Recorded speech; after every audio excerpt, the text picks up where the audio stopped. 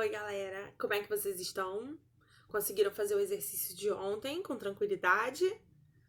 Hoje a gente vai fazer a nossa correção. Qualquer dúvida que vocês tenham, podem me perguntar aqui no grupo, ou se tiver vergonha, pode me chamar no privado que eu tiro e esclareço qualquer dúvida, tá bom? A matéria de hoje vai falar um pouquinho sobre o território brasileiro, o território brasileiro e sua população. Então eu peço que vocês prestem bastante atenção nos nossos slides e qualquer dúvida depois do vídeo vocês podem sinalizar para mim aqui embaixo, tá bom? Então vamos lá. Para a gente começar a aula de hoje, eu trouxe um slide mostrando uma fotografia do Brasil no período da colonização. Mais exatamente, uma pintura que mostra a chegada dos portugueses aqui no Brasil em 1500. Então vamos dar uma olhadinha? Aqui nesse slide, gente, a gente tem aí a imagem dos índios, né, observando a chegada dos portugueses no Brasil. E como que isso acontece? Então, antes da chegada dos portugueses, não existiam fronteiras no Brasil. A população era 100% indígena e viviam em tribos. Até que em 1500, os portugueses chegaram em nossas terras, aportando onde hoje é a cidade de Porto Seguro, lá na Bahia. Com o tempo, eles se espalharam pelo território e, através do Tratado de Tordesilhas, eles conseguem dividir com a Espanha as terras que hoje a gente conhece como Brasil. Então, eles fazem uma divisão onde eles dividem as terras a leste e a oeste. A parte litorânea fica com o Brasil e a outra parte fica com a Espanha. Nesse Tratado de Tordesilhas, eles assinam e a partir daí o Brasil começa a administrar as suas terras. Porém, como as terras brasileiras eram terras muito extensas, o rei de Portugal fica com medo que outros colonizadores venham até aqui e tomem a terra para si. E o que ele faz? Escolhe 12 pessoas de confiança para dar lotes de terra. Porém, essa doação não era apenas por boa vontade. Quando o rei de Portugal decide fazer essa doação, na verdade a intenção dele é fazer com que os donatários tomem conta dessa terra, tornem essa terra produtiva e a partir daí ajudem ele a tomar conta de todo o território brasileiro. Então, o que acontece? O rei de Portugal faz a doação, eles dividem as terras do Brasil em 14 pedaços de terra e cada donatário vai tomar conta da sua terra. Como que é feita essa divisão? Vamos dar uma olhadinha? Para manter o território, eles utilizam um sistema chamado de capitanias hereditárias. E nessa época, era muito importante esse sistema de capitanias hereditárias. Por quê? A partir daí, não teria como outro colonizador chegar em qualquer parte do país e dizer assim, esse pedacinho de terra é meu. Então, o rei de Portugal, ele é esperto, ele distribui a terra, porém, você teria que tomar conta, tornar ela produtiva e ainda pagar por isso. Porém, esse sistema não dá certo. Não dura muito tempo, não dá certo, e o que acontece? Os portugueses tentaram durante um longo período, mas esse sistema não deu certo. Então eles decidiram ir avançando pelas terras da Espanha, desrespeitando o Tratado de Tordesilhas e tomando aos poucos o território da Espanha. Então, ao longo dos anos, eles vão tomando um pedacinho de terra, tomando outro pedacinho de terra, até que eles conseguem tomar todo o pedaço de terra que hoje a gente conhece como Brasil. Mas a divisão ainda não ficou como a gente conhece hoje em dia, com estados e capitais. Isso foi se modificando ao longo do tempo, até que hoje em dia o Brasil está dividido em estados e capitais, como a gente vai ver agora no nosso próximo slide. Essa aí, gente, na imagem, é a imagem do nosso território brasileiro atualmente, com todos os seus estados e capitais, além do Distrito Federal. Então, esse aí é o território brasileiro, que tem cerca de 8,5 milhões de quilômetros quadrados, ocupando cerca de 5,7% da superfície terrestre, sendo assim o quinto maior país do mundo. Internamente, o Brasil é dividido em 26 estados e o Distrito Federal, estão vendo aí? Nessa imagem a gente consegue ver todos os estados, suas capitais demarcadas com esse pontinho amarelo com um pretinho no meio, e o Distrito Federal lá dentro de Goiás, estão vendo? Então, hoje em dia o nosso país é dividido dessa maneira, bem diferente como era dividido na época da colonização, né? Além disso, quando a gente estuda geografia, a gente descobre que o Brasil, ele é mais um país do mundo, porém ele está localizado na América do Sul. E quando a gente pensa na América do Sul, a gente pensa no quê? Países que ficam na América do Sul, países vizinhos do Brasil. Mas que países vizinhos são esses, gente? Vizinhos são aqueles países que fazem fronteira com o Brasil. Fazer fronteira é você estar na lateral do país, é você estar grudadinho com o país. Pelo menos uma partezinha dele tem que estar encostada. É igual na sua casa, você tem a sua casa e você tem seus vizinhos. Ah, professora, mas eu não tenho vizinho. Do outro lado da minha casa é um terreno vazio. Mas ali tem a delimitação. Por mais que do lado da sua casa tenha um terreno vazio, você tem uma delimitação da onde termina o seu espaço. Como assim? Você não tem um muro na sua casa? Se você tem um muro na sua casa, é esse muro que vai delimitar aonde é a fronteira. É esse muro que vai dizer assim, ó, aluninho, daqui para dentro pertence a você. Daqui para fora pertence à prefeitura ou a outro dono. Então, imaginem um muro. Um muro é uma fronteira. Porém, nem sempre as fronteiras elas são físicas. Você pode, por exemplo, chegar em um lugar, né, onde você não vai ver muro, não vai ver montanhas, não vai ver rio, porém, atravessando a rua você já está em outro país. Então, fronteira nem sempre ela é uma delimitação física, tá? Mas antes da gente chegar nisso tudo aí, vamos dar uma voltada aqui pro nosso slide que fala sobre o Brasil na América do Sul e os seus vizinhos. Então, gente, quando a gente dá uma olhadinha aqui nesse slide, a gente percebe que o Brasil é todo esse espaço em amarelo aí. Olha o tamanho da proporção do Brasil dentro da América do Sul. Tem países aí que cabem milhares de vezes dentro do Brasil. E a gente observando esse mapa, consegue observar que apenas Chile e Equador são países que não são fronteiriços com o Brasil. Ou seja, de todos os países da América do Sul, apenas Chile e Equador não são agarrados no Brasil. O restante vai ter pelo menos uma pontinha encostada no Brasil. Tá? Então, quando eu perguntar assim num exercício, quais países não fazem fronteira com o Brasil, o que vocês vão me responder? Chile e Equador, tá bom? Os demais fazem fronteira com o Brasil. No próximo slide, a gente vai estudar exatamente isso, gente, as fronteiras. E eu deixei aí um exemplo da Ponte da Amizade. A Ponte da Amizade, ela liga o Brasil ao Paraguai. Então, essa ponte, ela é, na verdade, uma fronteira entre dois países.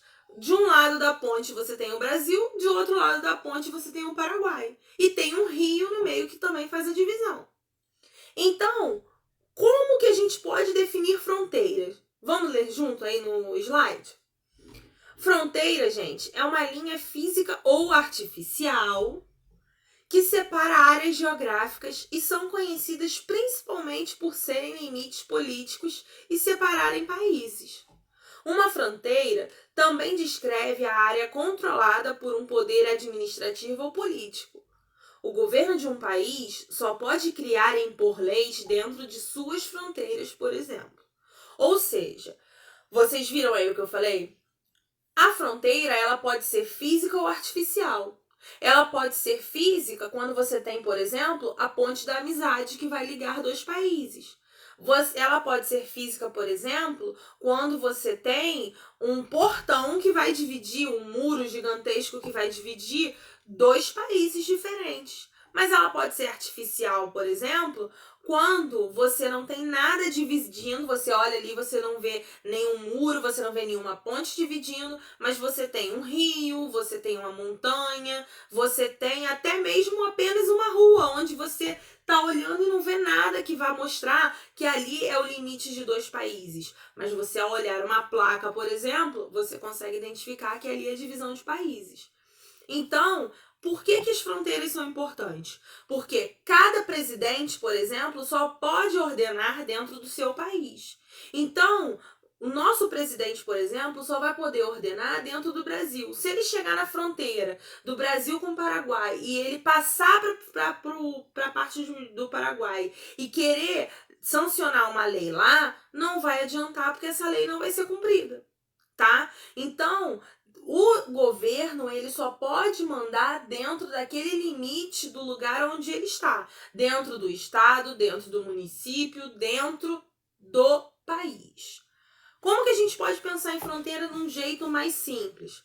Pense no seguinte, quando eu vou para Niterói, peguei o 515 e vou para Niterói. Quando eu chego ali no Carrefour de Neves tem um rio, do lado do Carrefour mesmo, grudado. Aquele rio, gente, é a divisão de Niterói com São Gonçalo. Então, ali tem alguma ponte dizendo assim, ó, aqui é São Gonçalo, do outro lado da ponte é Niterói. Tem? Não, não tem. Ali você tem uma divisão, mas essa divisão não tem nada te mostrando que você está saindo de São Gonçalo. Mas tem um limite. Aquele rio é a divisão entre as duas cidades. Tá bom? Agora, no nosso próximo slide, a gente vai falar um pouquinho sobre a população brasileira, gente. Quando a gente pensa em população brasileira, a gente pensa logo no IBGE. Por que a gente pensa no IBGE? Porque o IBGE é o órgão que tem a responsabilidade de fazer o cálculo da população brasileira por estados, por regiões e fazer outros cálculos para saber, por exemplo, a opinião das pessoas a respeito de um determinado assunto.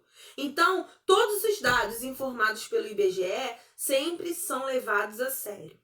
Então, o IBGE, em julho de 2019, determinou que o Brasil tinha uma população de cerca de 210 milhões de pessoas. E dessa população de 210 milhões de pessoas, a maior parte dela estava concentrada onde? Na região sudeste, que é o que a gente está vendo nesse mapa aí agora. Quando a gente pensa na região sudeste, a gente pensa na nossa região. Tanto que se você olhar para o mapa, o Rio de Janeiro está em rosa aí, tá?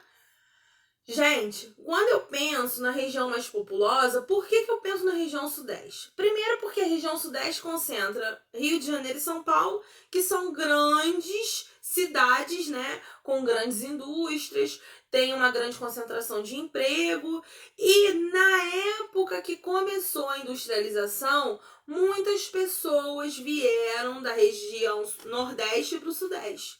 Então essas pessoas vieram para cá em busca de empregos e acabaram ficando com o tempo, estabelecendo moradia e aqui ficaram. Então, a região, quando a gente pensa em região mais populosa, vocês pensam logo em quem? Na região sudeste. A região sudeste, ela é composta por esses 5 estados que estão aí. Rio de Janeiro, São Paulo, Minas Gerais e Espírito Santo, com suas respectivas capitais aí pequenininhas. Rio de Janeiro, sua capital, Rio de Janeiro. São Paulo, São Paulo. Minas Gerais, capital Belo Horizonte. Espírito Santo, capital Vitória. Então, essa região aí, com esses 5 estados, é a região mais populosa, onde se concentra a maior parte das pessoas. Em contrapartida, a gente tem os pontos positivos e negativos, né? Você encontra na região sudeste uma grande oferta de emprego, porém você também encontra uma grande taxa de poluição, você encontra uma grande taxa de desemprego também, você encontra uma grande taxa de marginalização. Poxa, professora, mas por quê? Já que é uma região tão populosa, uma região, né, que tem uma oferta de emprego tão grande, por que que isso acontece? Então, gente, a região é muito populosa, mas nem sempre a oferta de emprego consegue abranger todo mundo.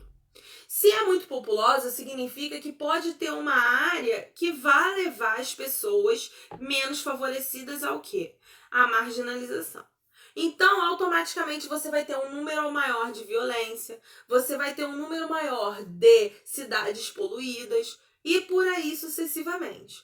Então, quando você tem uma região, né, bem desenvolvida, ela tem seus lados positivos e negativos.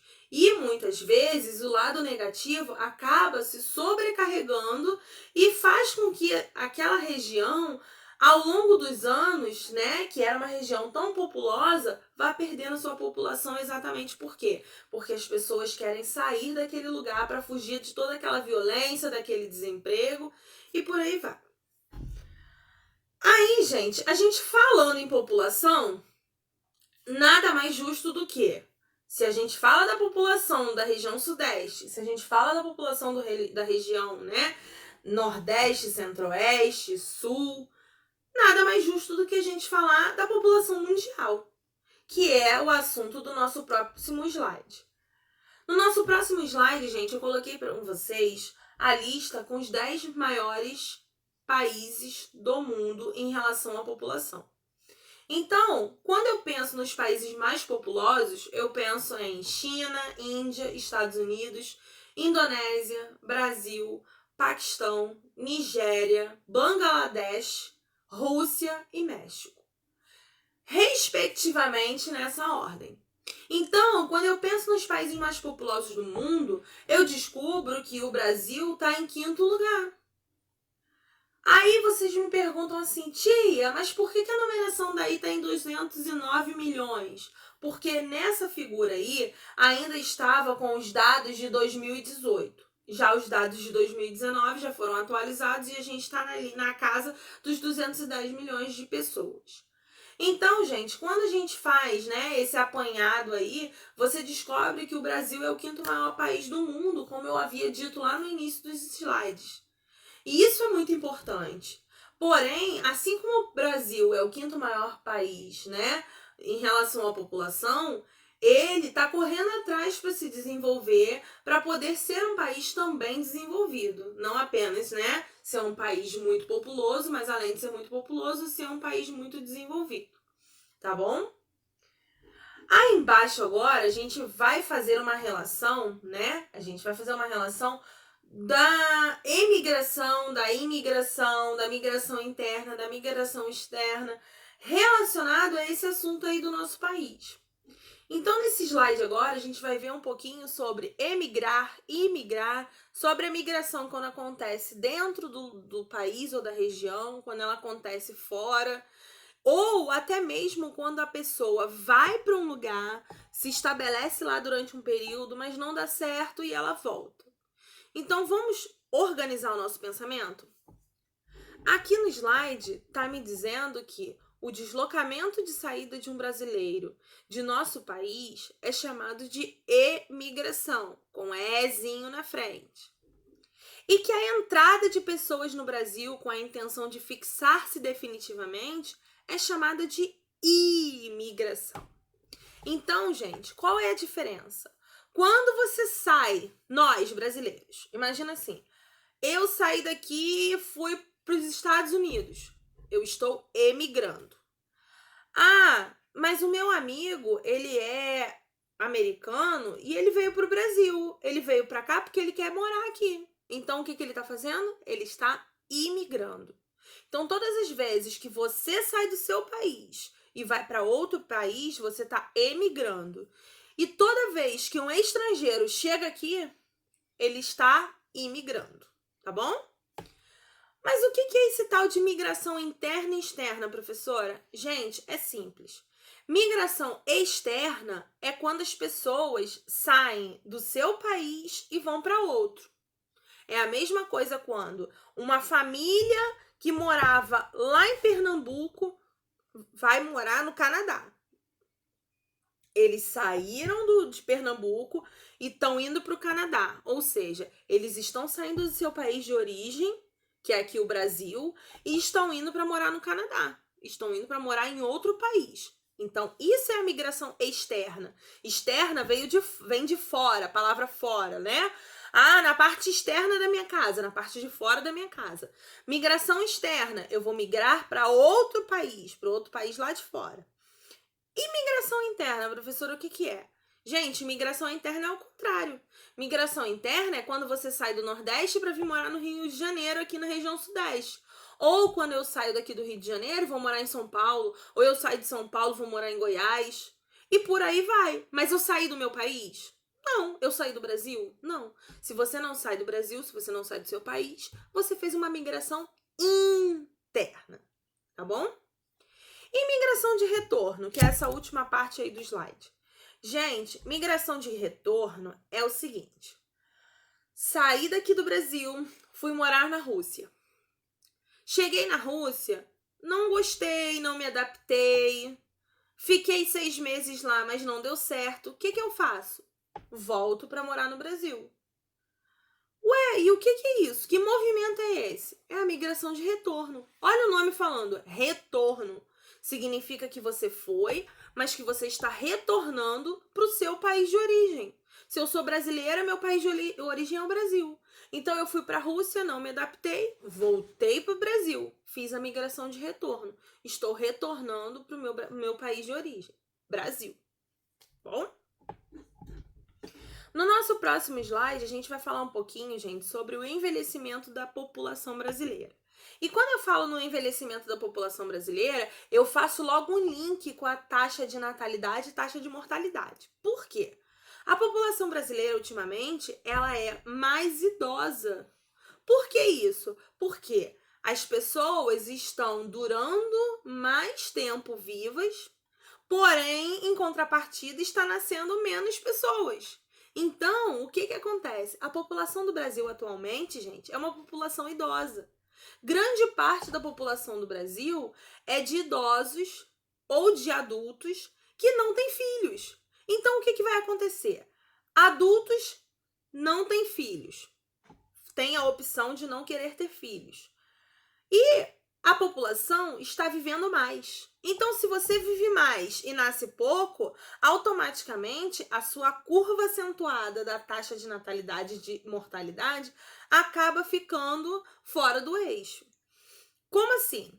Vamos dar uma olhadinha primeiro na parte de baixo do slide que fala sobre essa taxa de natalidade e de mortalidade. A taxa de natalidade e a taxa de mortalidade são indicadores demográficos realizados por meio de cálculos. A taxa de natalidade representa o número de nascidos vivos, enquanto a taxa de mortalidade indica o número de óbitos em um determinado lugar.